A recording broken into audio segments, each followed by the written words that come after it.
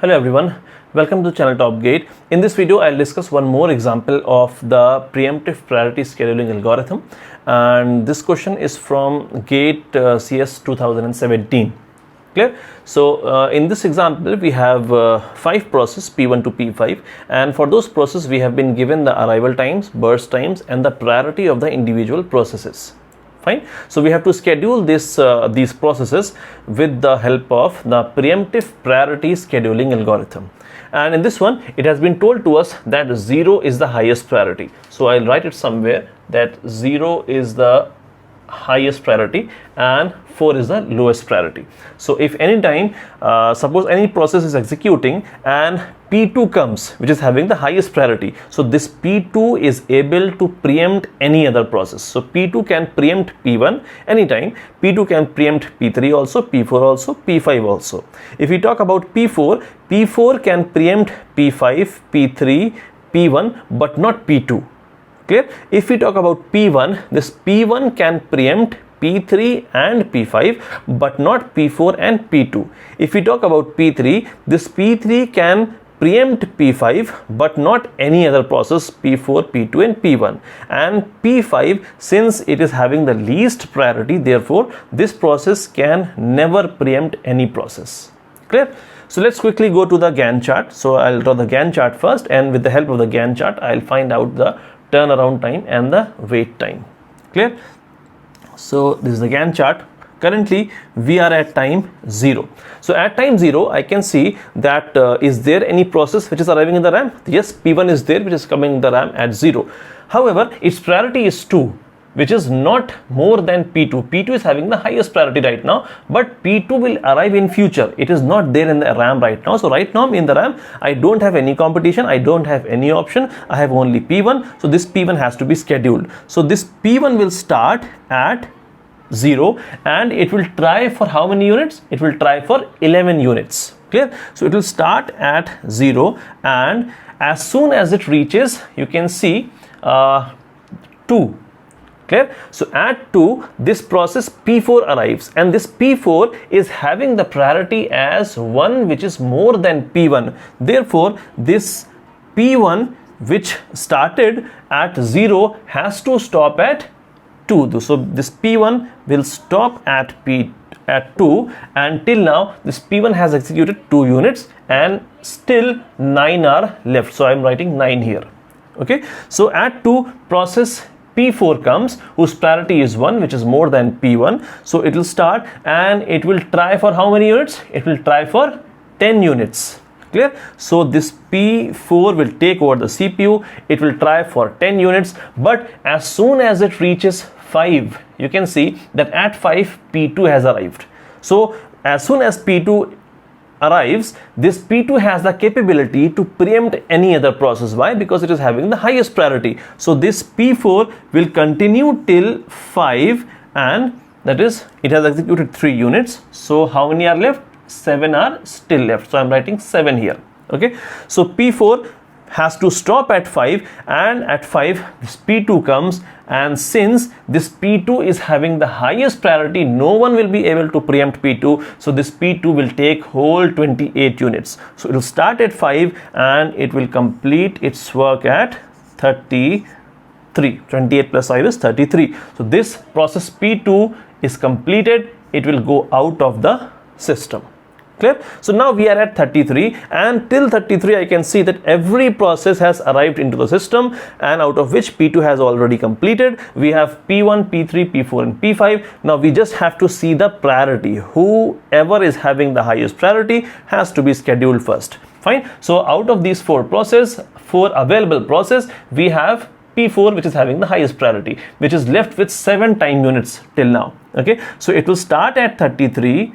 That is P4, and it will complete its work at 40. So this will also terminate and goes out of the system.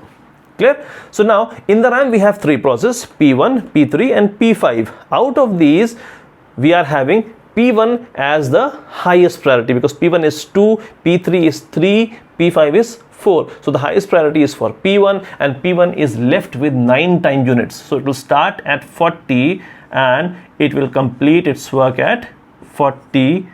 9. So this will also terminate and goes out of the system. So now in the RAM we have only two processes, P3 and P5. P3 is having 2 units, P5 is having 16 units. P3's priority is 3, which is more than P5. So therefore at 49, P3 will take over the CPU and it requires only 2 time units. So it will complete its work at 51 and this will also terminate, and then we are only left with P5, which is having the least priority. So P5 will start at 51. It requires 16 time units, so it will complete its work at 67, and this is your Gantt chart. Okay, so this is the Gantt chart for this preemptive priority algorithm. And now let's quickly calculate the turnaround time and the wait time. So the completion time of P1 is running in 2 iterations, first one, second one. So second iteration is completing at 49. So I will write 49 here.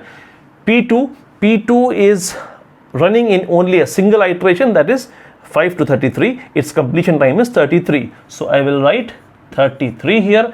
P3, if we talk about P3's completion time is 51.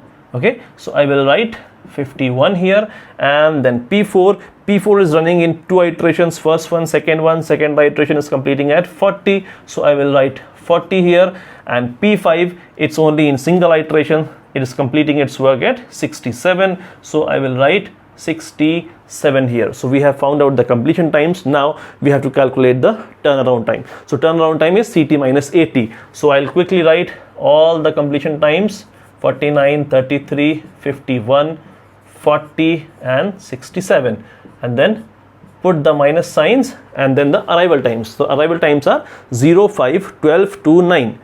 So 0, 5, 12 to 9, that will give you 49, that will give you 28.